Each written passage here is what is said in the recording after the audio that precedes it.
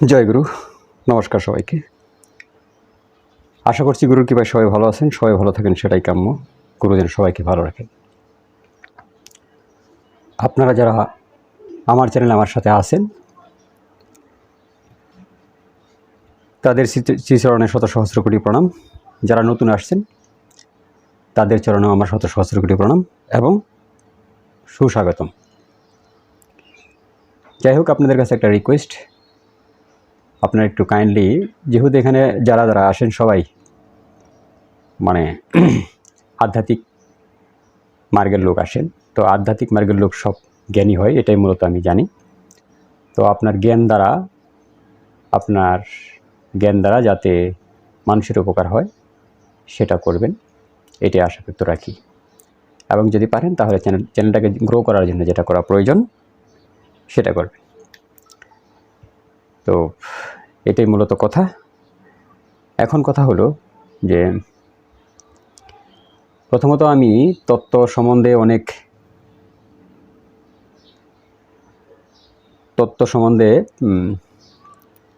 অনেক ভিডিও দিয়েছি।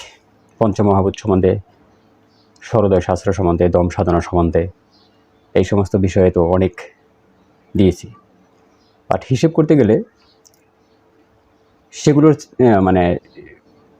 সেগুলো রেখে এখন আরও উপরের দিকে ধাবিত হতে হয়। আলোচনা করতে গেলে উপরের দিকে ধাবিত হতে হয়। তো চেষ্টা করছি যাতে গুহ্য থেকে গুহ্য বিষয়গুলো এখানে বলা যায়, সেই চেষ্টাটা আমি করছি সহজ সরলভাবে, প্রতিনিয়ত চেষ্টা করে যাচ্ছি। বাকিটা আপনাদের কৃপা এবং গুরু কৃপা। যাই হোক, আজকে এই ব্রহ্মাণ্ড আমরা জানি পঞ্চমহাভূতে সৃষ্টি। আমি এর পূর্বে এটা তো বলেছি, কিন্তু এর পূর্বে আরও বলেছি যে এর উপরেও আরও কিছু আছে, এর উপরেও আরও কিছু আছে, এরকম একটা ভিডিওতে বলেছিলাম, যদি কেউ দেখে থাকেন।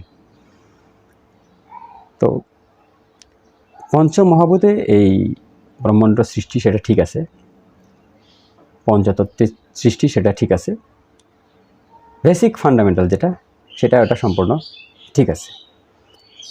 কিন্তু যদি এই জগৎ উৎপত্তির আরও নিগূঢ় তত্ত্বে চলে যায়, নিগূঢ় বিচারে চলে যায়, তাহলে এখানে 24 তত্ত্ব দ্বারা উৎপত্তি,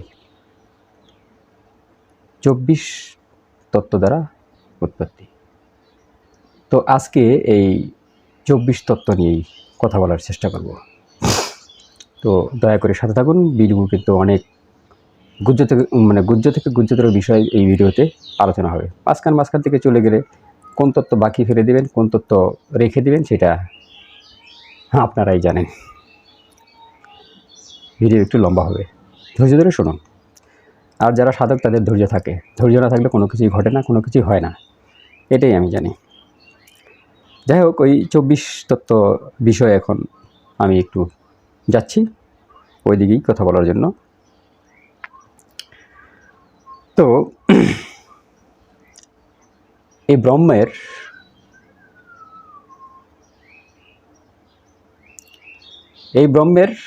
যে 3টা গুণ আছে, 17 যতম, এই 17তম গুণের রূপ হইল মায়া। একটু বুঝবেন, এই ব্রহ্মের যে 3টা গুণ আছে 17তম, এই 17তম এই 3 গুণের রূপটা হলো মায়া। এই 3 গুণে যে এই 3টা গুণ ধারা যে একটা জিনিস তৈরি হয়েছে, সেটা প্রথম হয়েছে মায়া।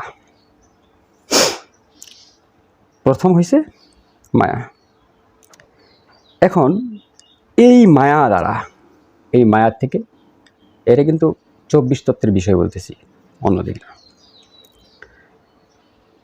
আর এই সূত্রটা আদিগুরু শঙ্করাচার্য উনি বলেছেন। কোথা থেকে ডকুমেন্ট সেটাও আমি বললাম। তো এই মায়া থেকে আকাশের তৈরি,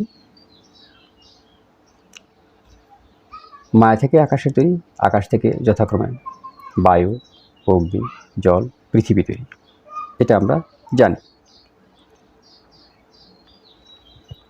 এখন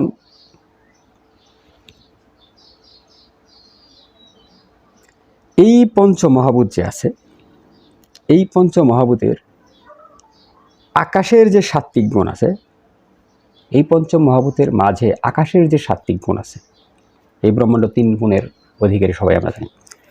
তো আকাশের সাত্ত্বিক গুণ থেকে যে ইন্দ্রিয় তৈরি হয়েছে সেটা হলো শ্রোতেন্দ্রিয়, মানে যা দ্বারা আমরা শুনি, চোতেন্দ্রিয়। আকাশের সাত্ত্বিক গুণ থেকে যে ইন্দ্রিয় তৈরি হয়েছে সেটা হলো চোতেন্দ্রিয়। এবং বায়ুর সাত্ত্বিক গুণ থেকে যে ইন্দ্রিয় তৈরি হয়েছে সেটা হলো ত্বচা। কি? বায়ুর সাত্ত্বিক গুণ থেকে যে ইন্দ্রিয় তৈরি হয়েছে সেটা হলো ত্বচা। অগ্নির সাত্ত্বিক গুণ থেকে যে মানে ইন্দ্রিয় তৈরি হয়েছে সেটা হচ্ছে চক্ষু। একটা জিনিস খেয়াল রাখবেন, মানে এই যে আমি বলতেছি, এখান থেকে আপনি অনেক ডিপে গিয়ে অনেক ডিপ জিনিস আপনি বের করতে পারবেন যদি এর মানে রহস্যগুলো বুঝে যান। তাহলে অগ্নির সাত্ত্বিক গুণ থেকে তৈরি হয়েছে চক্ষু। জলের সাত্ত্বিক গুণ থেকে তৈরি হয়েছে রসনা। রসনা নামের ইন্দ্রিয়, মানে যা দ্বারা আমরা মৈথুন কর্ম করি, ঠিক আছে সেটা। এবং পৃথিবীর সাত্ত্বিক গুণ যে আছে, পৃথিবীর সাত্ত্বিক গুণ দ্বারা যে ইন্দ্রিয় তৈরি হয়েছে সেটা হচ্ছে ঘ্রাণ ইন্দ্রিয়, মানে নাক আর কি।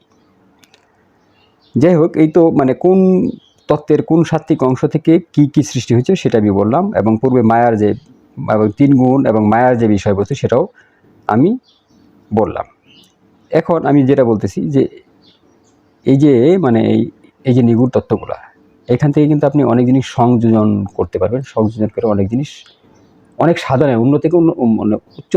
উচ্চতর লেভেলের সাধনাগুলো আপনি করতে পারবেন। তো সেগুলো আপনারা একটু বের করে নেবেন আর কি। আর যদি কোনো কিছু জানতে চান তাহলে কমেন্টস বক্স তো আছে, খালি আছে, ওটা সেটাকে দেবেন।